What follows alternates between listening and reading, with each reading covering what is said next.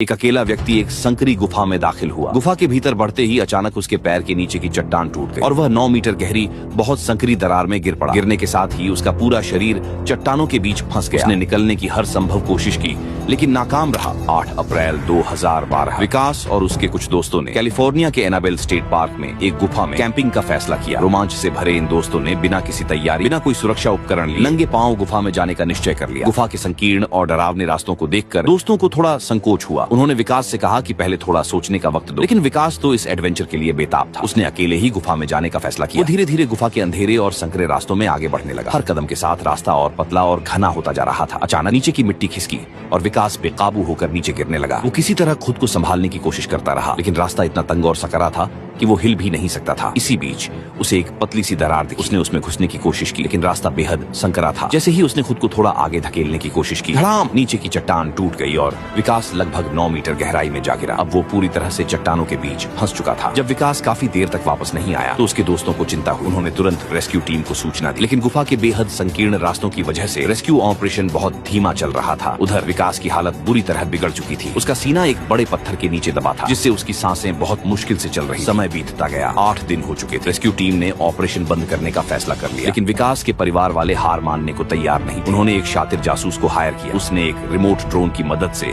लगातार 27 दिन की मेहनत के बाद विकास को ढूंढ निकाला लेकिन अब बहुत देर हो चुकी। विकास की बेजान लाश उसी संकीर्ण दरार में फंसी हुई थी। रेस्क्यू टीम को फिर से बुलाया गया। 3 दिन की कड़ी मशक्कत के बाद आखिरकार विकास का शव बाहर निकाला गया। एक खतरनाक सबक इस घटना ने एक जरूरी सीख दी। कभी भी किसी भी खतरनाक एडवेंचर पर बिना तैयारी और सुरक्षा उपकरणों के मत जाओ क्योंकि रोमांचक सफर का अंजाम कभी कभी मौत भी हो सकता है।